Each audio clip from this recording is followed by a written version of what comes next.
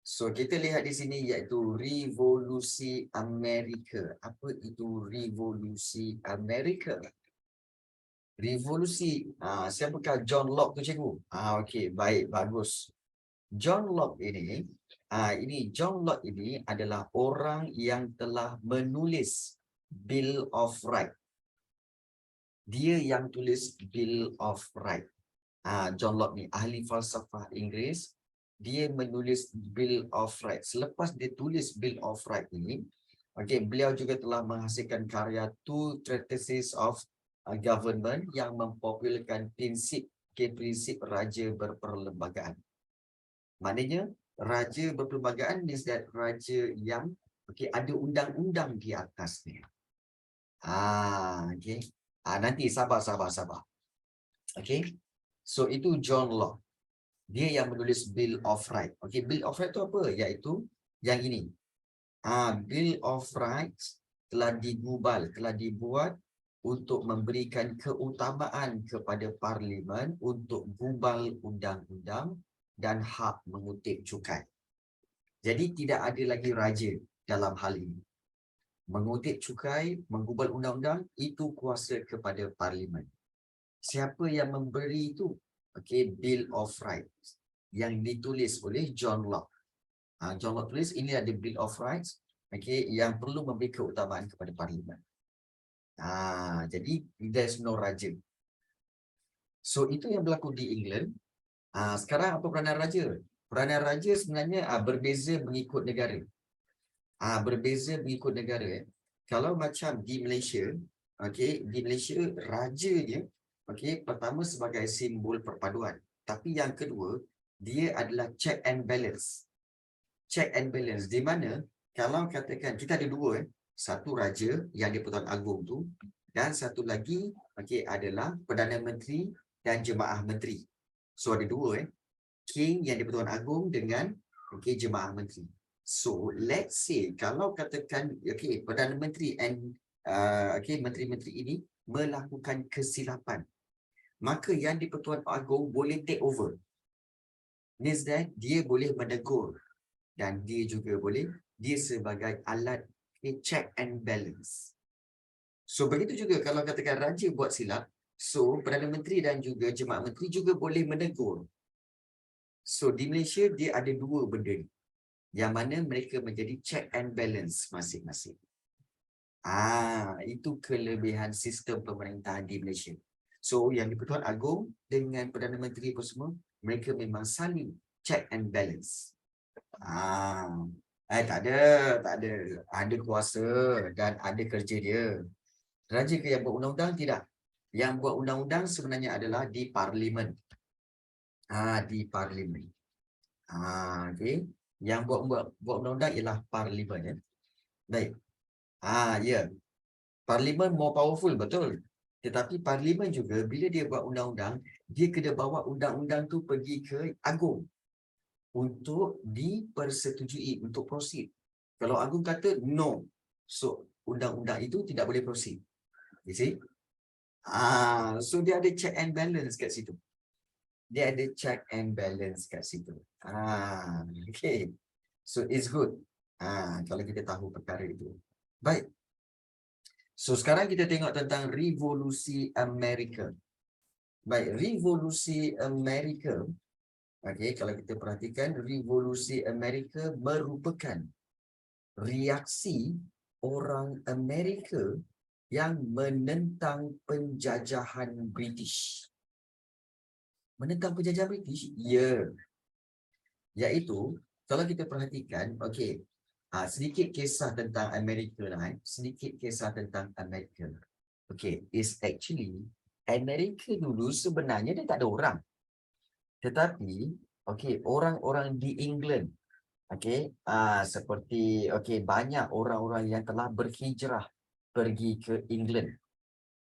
Mereka berpindah pergi ke England dan mereka inilah yang berpindah daripada England pergi ke Amerika.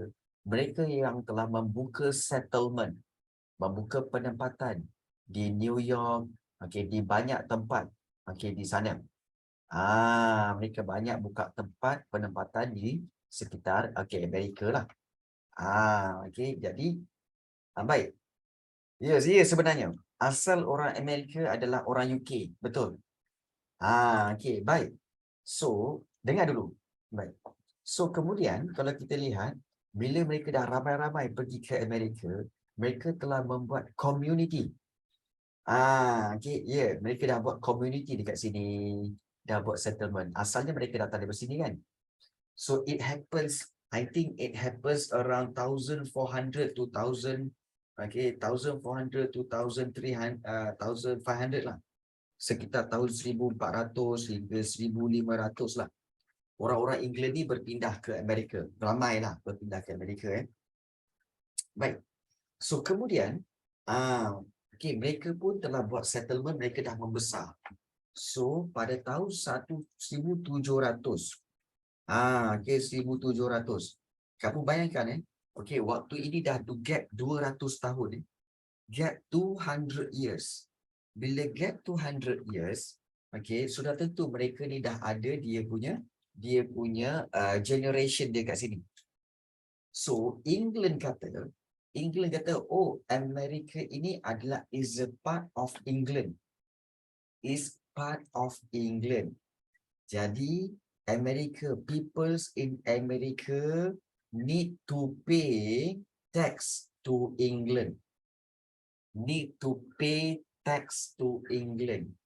Why? Because all the Americans ini sebenarnya settlement itu datang daripada England. So, England kata, all of the settlement ni, semua penempatan itu adalah di bawah pengaruh England. So, you need to pay tax. Daripada situ, bermulanya masalah.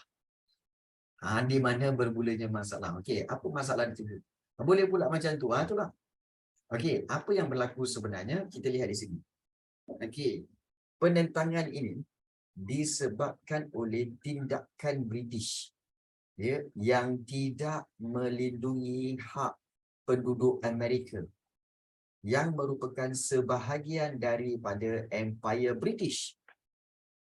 Okey, tidak melindungi hak penduduk Amerika. Terdapat 13 buah tanah jajahan British di Amerika pada waktu itu.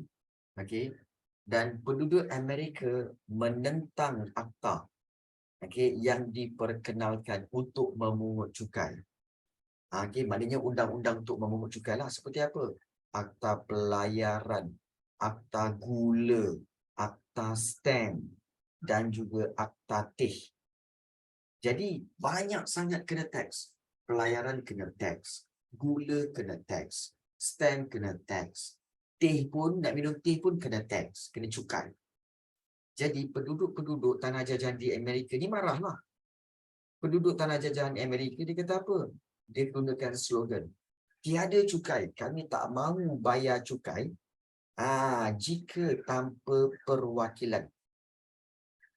Kerana tiada wakil Amerika dalam Parlimen British. Okey, dia sebenarnya begini. Kalau korang tanya kan, kenapa pula kena bayar teks semua bagai? Baik, dia macam ni. Okey, kalau kita lihat tadi, okey, diorang dah ada settlement dekat sini tau. Okey, sebenarnya, okey, diorang kan dah ada penghuni, penduduk-penduduk yang tinggal di Amerika tu kan. Jadi, penduduk-penduduk di Amerika ni, okey, mereka sangat bergantung kepada England. Diorang nak gula, England akan supply. Diorang nak teh, England yang supply. Okey, maknanya diorang ni kena beli teh dan gula daripada England. Jadi England kenakan tax lah. Sebab Amerika sangat bergantung kepada England. Untuk dapatkan gula, dapatkan teh. Okay. Ya, memang betul. Memang betul, Raja. England is English land. Memang betul. England is English land. Poland is Polish land. Ya betul lah Madani. Fair lah juga. Tapi pada masa yang sama merugikan. Betul. Jadi oleh sebab itu, okay, England kenakan tax kepada Amerika. But then, Amerika kata apa? Bahawa kamu bayar, okay, kamu kenakan tax pada kami. Tapi kami kena bayar cukai. Okey, kami bayar cukai pada kamu. Tapi kan, okey, kami tak ada orang yang mewakili kami di parlimen kamu. Iaitu, dia macam ni. Kamu ambil cukai kami kat sini. Cukai kami. Tapi problem kami, kamu tak ambil tahu pun. Kami ada masalah kat sini, kami ada masalah tak cukup makan, kami ada masalah tak cukup barang-barang apa semua. Tapi kamu tak ambil tahu. Kami ada masalah perumahan, kami ada masalah penyakit kat sini. Tapi England tak nak ambil tahu. Yang kamu tahu, oh, anda adalah tanah jajahan England, kena bayar cukai. Jadi itu yang menyebabkan penduduk Amerika marah. Penduduk Amerika marah. Sebab apa? Dia kata apa? Okey, penduduk tanah jajahan di Amerika melakukan slogan. Tiada cukai tanpa perwakilan. Sebab apa? Sebab tak ada wakil Amerika dalam Parlimen British. Apa fungsi dia? Apa fungsi dia? Iaitu, fungsi dia adalah, kalau katakan orang Amerika ada dalam Parlimen British, orang Amerika tu akan kata apa? Okey, Parlimen British, dengar sini. Kami di Amerika ni ada masalah air. Kami di Amerika ni ada masalah perumahan. Ada masalah penyakit. So, tolong hantar bantuan. You see?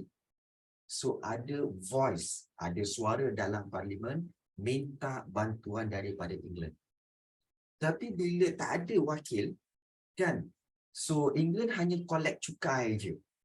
Tapi orang kata, oi, okey, kami ni ada masalah ni. Tak tahu. Tak tahu. Tapi cukai kena bayar. Cukai kena bayar, cukai kena bayar. Tapi kami ada masalah ni. Tak tahu, kami tak tahu. Okey, Britain ataupun England terus kata apa? Oh, tak tahu. Kami tak tahu. Itu kau pandai-pandai kau lah. Jadi bab sini cukai. Cukai kena bayar. Tapi tak nak bantu. Jadi oleh sebab itu, okey, pemimpin-pemimpin di tanah jajahan, bukan. Kita tengok dulu, Nuhan. Kita tengok dulu. Okey, iaitu kalau kita lihat di pemimpin di tanah jajahan, nasib baik diorang ni bijak. Para pemimpin di Amerika ini menubuhkan satu kongres yang diketuai oleh George Washington. Dia pimpin lah. Dia tak announce lagi.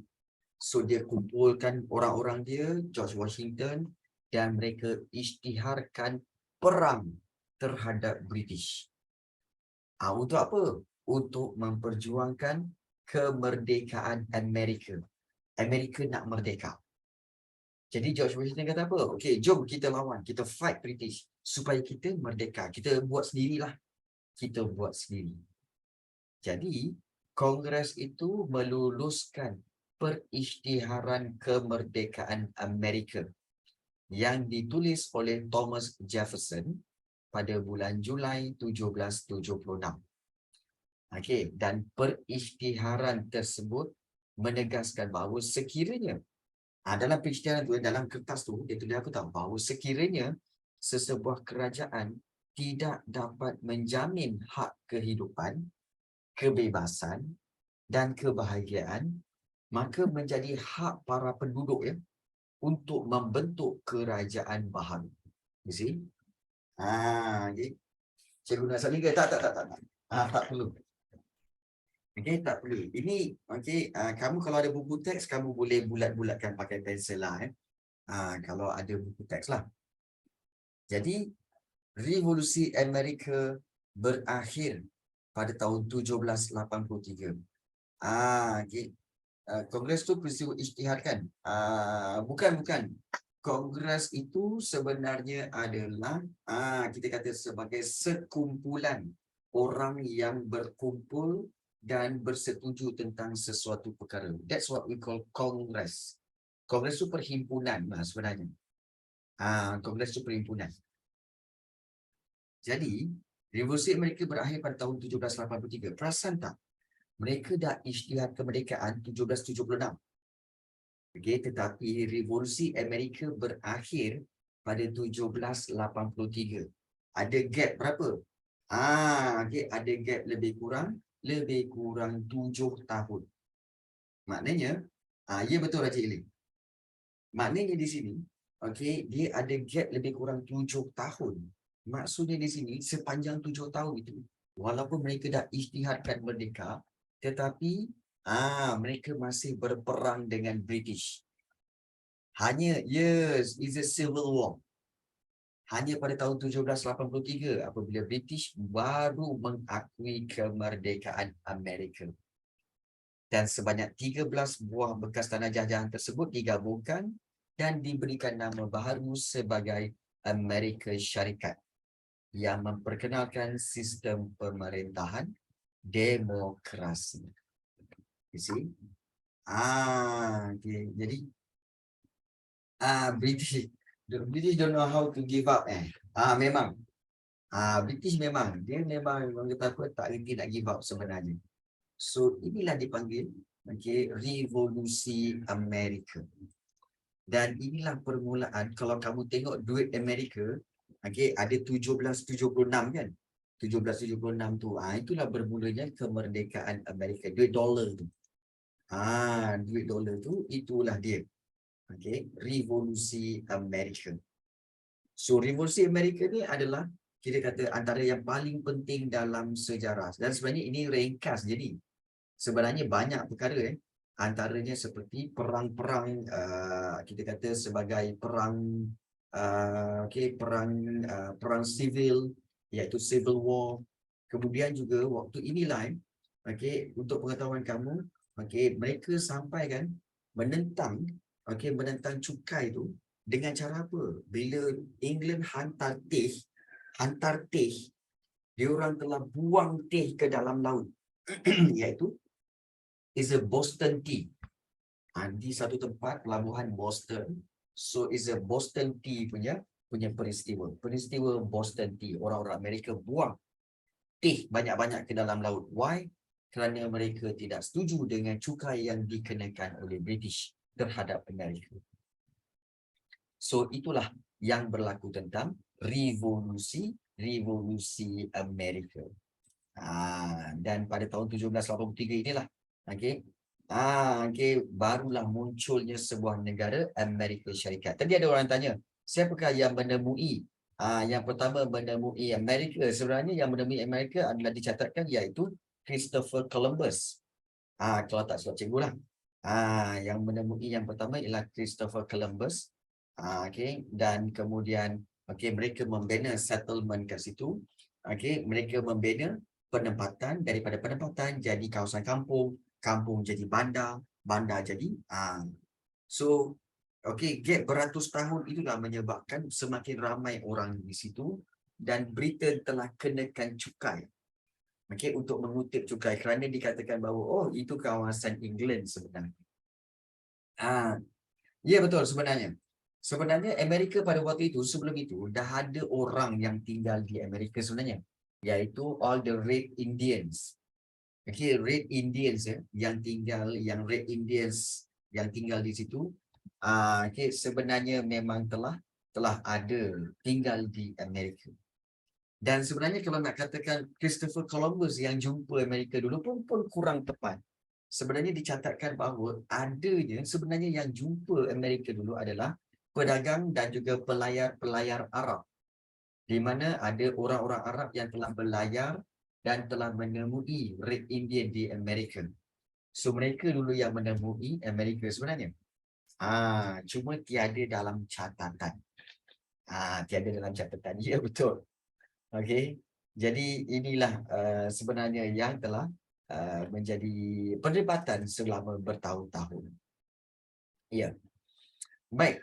So itu tentang Amerika, revolusi Amerika yang itu menentang tindakan British yang tidak melindungi hak penduduk Amerika. Ya betul Tuhan. Baik. Kemudian revolusi Perancis.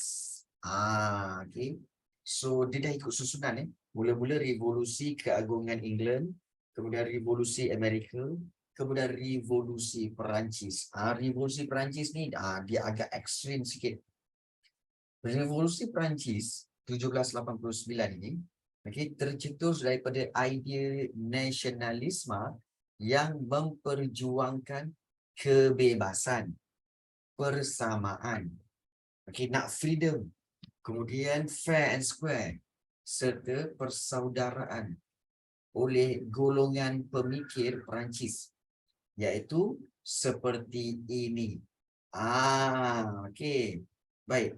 Suka cikgu nak tanya korang. Macam mana nak sebut nama dia tu? Macam mana nak sebut nama dia tu? Cuba. Siapa boleh bacakan? Raja. Raja Edina, cuba bacakan. Macam mana nak baca? Okey. Macam mana kes sebenarnya? Mbappe Dayat Isha. GCCCC. Apa bendanya? Okey. Macam mana nak bacanya? Siapa boleh on mic dan bacakan? Jean Jacques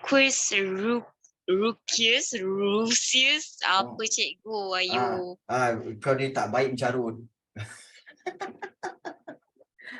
Apa kau ni tak baik mencarut? Okey, baik. Cikgu, saya tak cara cikgu. Okey, baik. Sebenarnya, bonjour. Okey, baik. Sebenarnya begini. Okey, cara sebutan dia sebenarnya adalah, okey, yang ini sebenarnya, okey, sebenarnya sebutan dia yang depan sekali tu, sebenarnya adalah sebutan dia adalah Jean. Ada Jean. Jean. Kemudian yang tengah ni adalah Jacques. Jean-Jacques. Jean-Jacques. Ya, Jean. Tapi dia tak sebut John. Bukan John Jacques, tapi Jean. Dia ada macam Jean sikit. Jean. Saya kan Jean cikgu. Bukan Jin. Okay, Jin kepala tojet. Bukan. Bukan Jin. Bukan Jean lah, Jean. Aduh cikgu. Dia Jean, Jacques. Lepas tu yang belakang ni sebutan dia adalah, dia mesti ada idgham daripada tengah ni. Iaitu sebutan dia adalah Rousseau. Rousseau. Jean-Jacques Rousseau. Pelat. Jean-Jacques Rousseau. Itu nama dia. Betul lah Fatimia. Lebih kurang macam tu lah sebutan dia. Jean-Jacques Rousseau. Okay. Seorang ahli falsafah Perancis. Rousseau. Dia macam ni lah. Yang macam korang selalu tulis ni kan. Kalau tak ada aku macam mana. Okay. Macam ni. Ini macam mana sebutan dia? Sejenis makanan ni kan. Macam mana ejaan dia? Betul. Macam sebutan dia?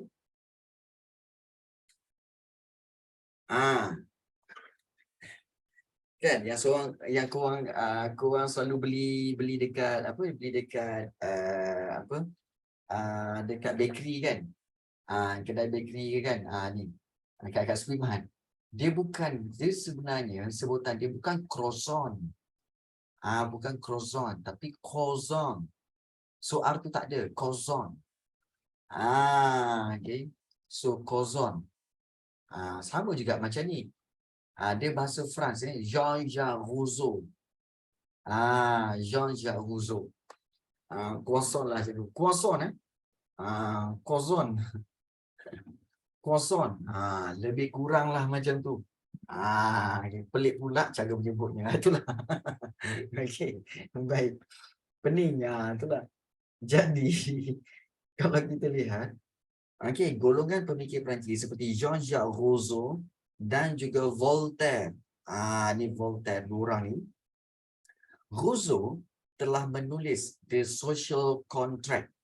The Social Contract yang mengemukakan, yang mencadangkan keunggulan suara rakyat. Keunggulan suara rakyat maksudnya apa? Mementingkan suara rakyat bagi menjamin kesejahteraan masyarakat.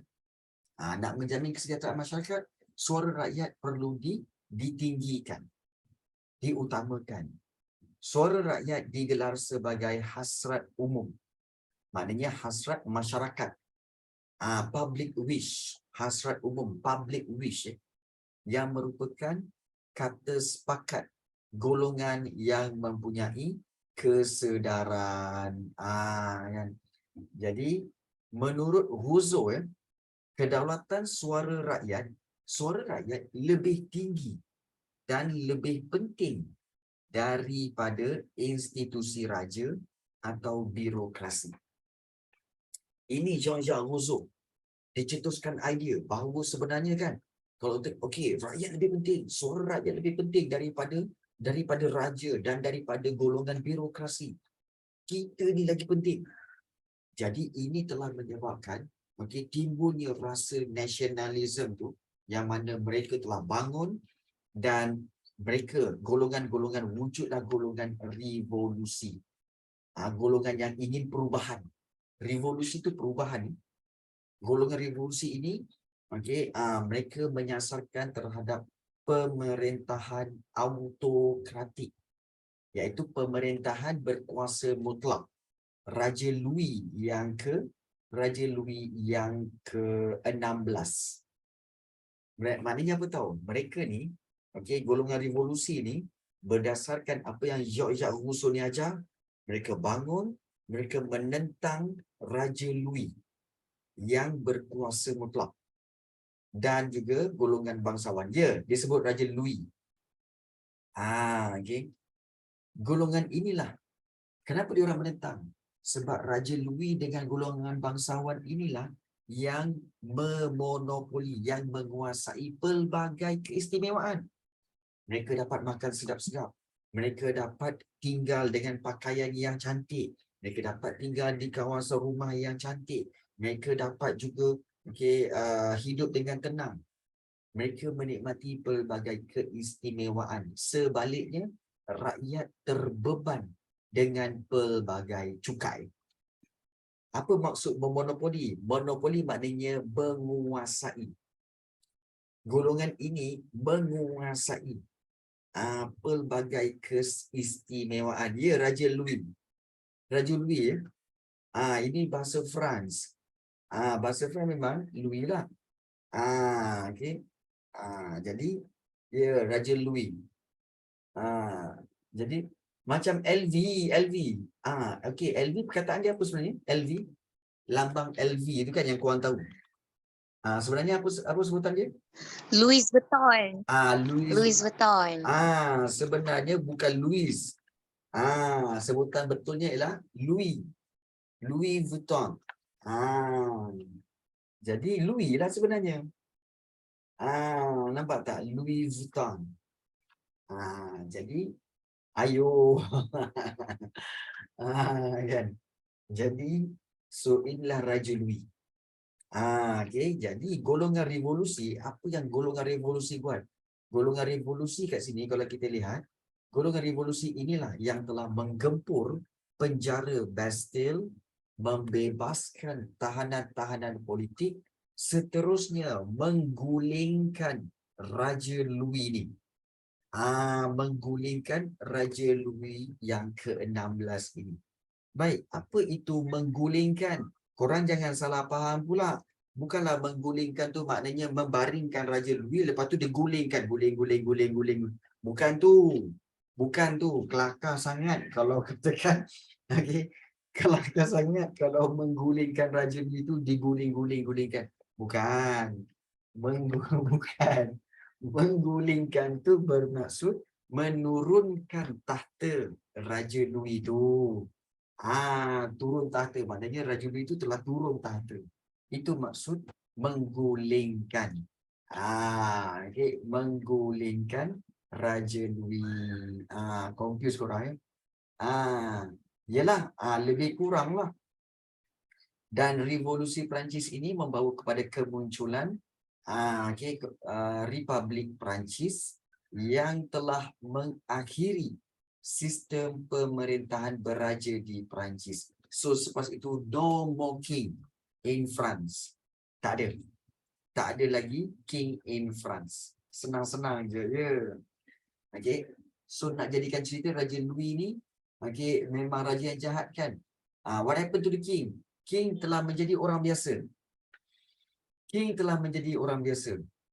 Before ke after Napoleon? Okay, I think it's before. It's before Napoleon Bonaparte. Okay, before Napoleon Bonaparte. Napoleon Bonaparte selepas tu lagi. Okay.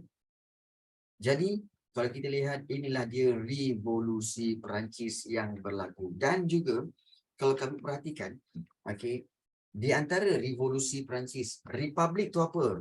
Bagus soalan korang ni. Korang tak tahu, korang tanya tahu. Baik. Tak ada king. Baik. Republik. Apa itu Republik? Baik. Republik ini sebenarnya adalah sebuah negara. Negara. Okay. Republik.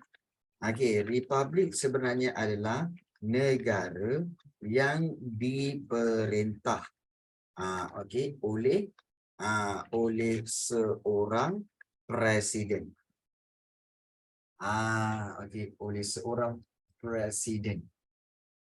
Dan dia boleh jadi republik apa? Sama ada dia boleh gunakan sistem demokrasi atau juga dia boleh gunakan sistem komunis pun boleh je. Contoh kalau demokrasi, negara yang menggunakan sistem republik ni seperti US, seperti Singapura, seperti seperti juga apa lagi? Okey, Indonesia. Indon pun sama, Indonesia. Okey. So itu adalah demokrasi. China dia menggunakan sistem komunis. But still dipanggil sebagai republik. Still dipakai republik. Sebab dia ada presiden. Okey. US demokrasi. Dia US demokrasi. Tetapi kapitalisme itu adalah sistem ekonomi. Ya betul. Kapitalisme itu ideologi. Ideologi pemikiran. Okey, kalau demokrasi itu adalah sistem pentadbiran. Itu beza dia. Okey. So republik adalah negara yang diperintah oleh seorang presiden seperti demokrasi, US, Singapura, Indonesia dan republik komunis seperti di China.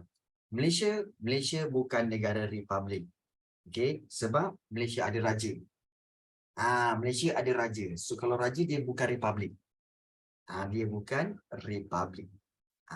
Kapitalisme tu apa cikgu?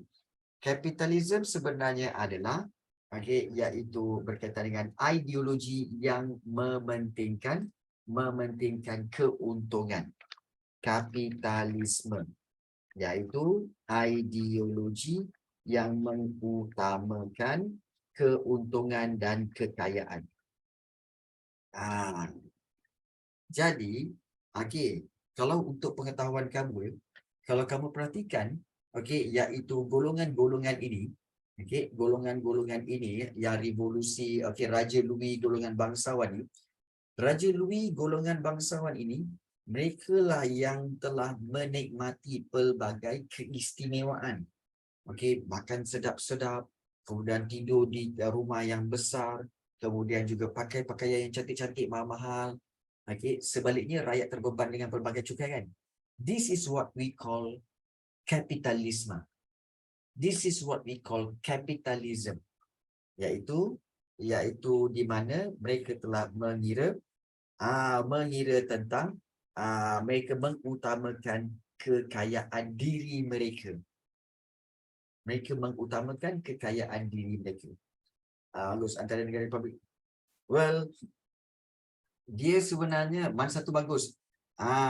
Antara negara republik dengan negara ada raja. Sebenarnya mana-mana negara pun dia, mana-mana sistem pun dia boleh jadi baik. Sebab yang baik itu bergantung kepada pemimpinnya. Kalau pemimpinnya tak bagus, the whole system tak bagus. Tapi kalau pemimpin itu bagus, the whole system akan bagus.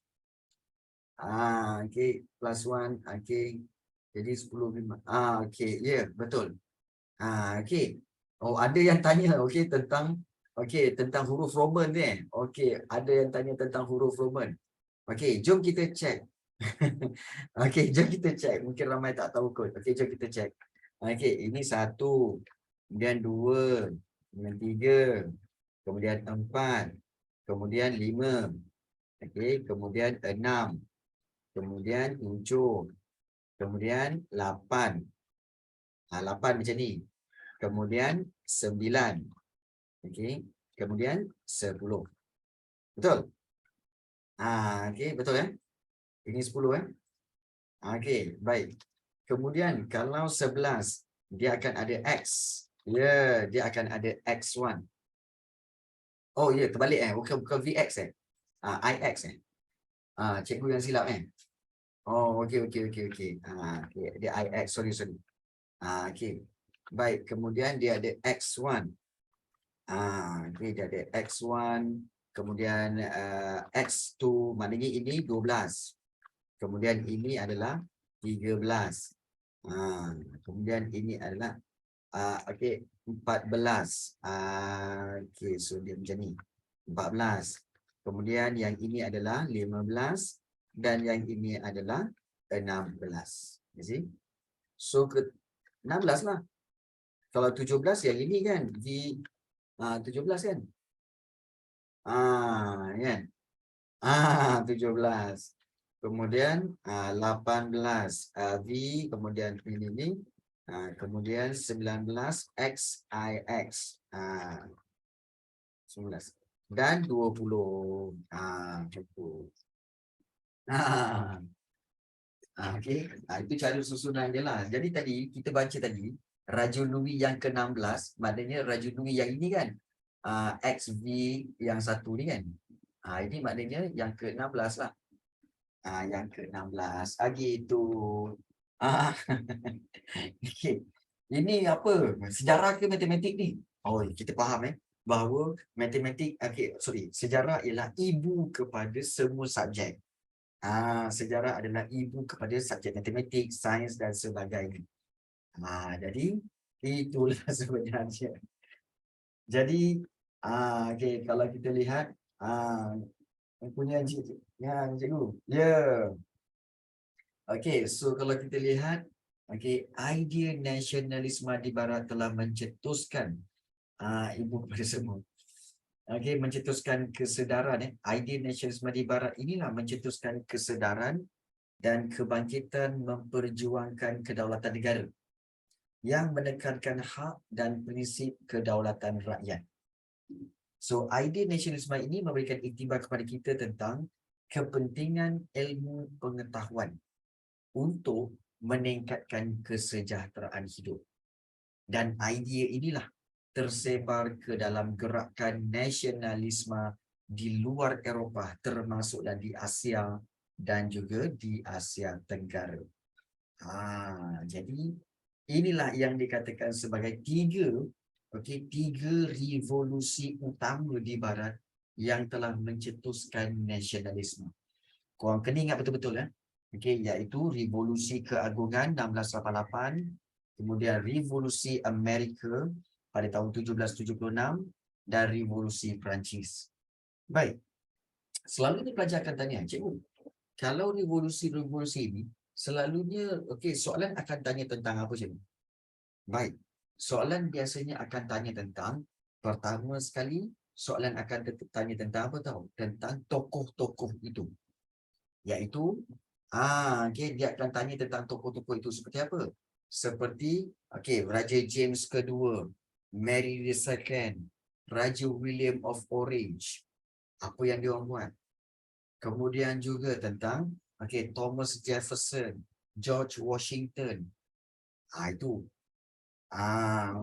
Dan juga satu lagi iaitu Jean-Jacques Rousseau dan juga Voltaire serta Raja Louis yang ke-16.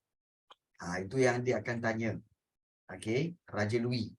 Dan satu lagi, selain daripada dia tanya tentang nama-nama tokoh tu, dia tanya tentang apa lagi? Baik, yang kedua iaitu tentang konsep-konsep. Tentang revolusi keagungan tentang apa?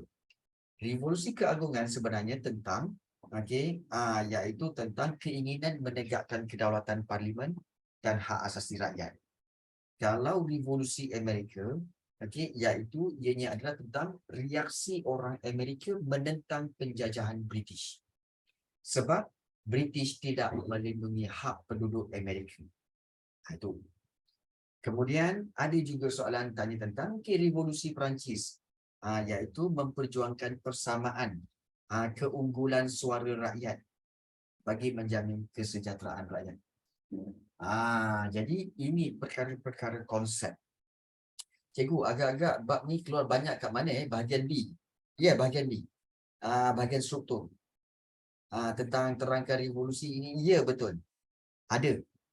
Okey, ada ditanyakan tentang revolusi ini. Betul.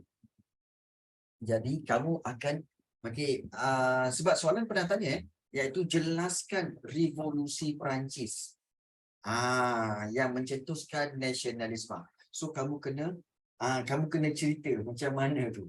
Biasanya soalan tu 6 markah ke 8 markah. So kamu kena explain satu. Okey, dia bermula daripada apa? Jangan risau. Jangan risau. Okey, semua dah cuak dah. Okey, jangan risau. Sebenarnya ada cara bagaimana untuk kita menangani soalan-soalan seperti itu. Tapi mula-mula sekali paling penting kena faham dulu tentang 3 revolusi ini. Iaitu revolusi keunggulan ataupun revolusi keagungan England, revolusi Amerika dan juga revolusi Perancis. Baik. Banyak ke benda nak kena hafal, cikgu? Baik. Sebenarnya tidak perlu hafal. Tetapi kena guna nota. Kena guna nota. Dan daripada nota itu kamu akan faham bagaimana untuk kamu faham tentang segalanya tentang revolusi-revolusi itu. Dan kemudian baru tengok soalan.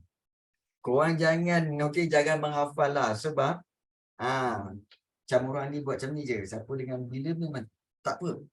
Ramai pelajar yang tanya cikgu, saya nak ingat tahun lagi apa semua. Guys, tahun ni dalam sejarah tahun ni nombor 3, nombor 4. Dia jatuh nombor 3, nombor 4. Ya, dalam sejarah sebenarnya tahun-tahun itu dia jatuh nombor 3, nombor 4. Yang paling penting siapa dan apa yang berlaku. Dua ni penting. Siapa dan apa yang berlaku. Dua. Kemudian kalau bila tu tak apa, nombor 3, nombor 4. Tapi siapa dan apa yang berlaku, itu paling penting.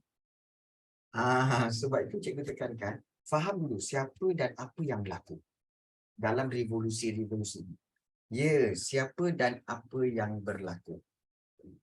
Jadi dengan itu, bagaimanapun perlu. Tapi di mana kurang. Dan satu lagi, bila. Bila tu memang tak berapa penting. Bila tu tak berapa penting. Jadi ini tips bagaimana untuk kamu boleh kuasai subjek sejarah ini. Sejarah ini sebenarnya senang sebenarnya.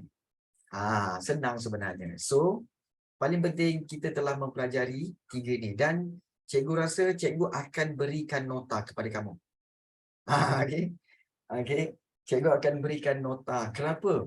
Kerana bab ini yang kita belajar ni, ini baru revolusi perkembangan idea nasionalisme di Barat. Ya. Betul. Ini idea di Barat, revolusi keagungan, revolusi Amerika, revolusi Perancis di Barat. Belum lagi di Asia. Di Asia, apa yang berlaku di India, apa yang berlaku di China, apa yang berlaku di Empire Uthmaniyah dan Mesir, serta Jepun. Itu baru di Asia. Belum tengok di Asia Tenggara lagi. Di Filipina, kemudian di Burma, kemudian di Vietnam, kemudian di Indonesia, dan juga di Thailand. Itu baru tengok di Asia Tenggara. Belum tengok di negara kita pula. Di negara kita pula. Jadi senang cerita jangan tengoklah. Senang cerita jangan tengoklah. Memang menangis korang. Sebab itu cikgu tak nak laju-laju. Cikgu buat slow-slow. Supaya apa? Fahami dulu ni yang ini. Kemudian dah faham, kita move. Fahami dulu yang ni. Okay, dah faham. Okay, move. Macam tu. Sebab kalau kita go through semua kan, yang dengar banyak-banyak, memang korang menangis. Memang korang akan menangis.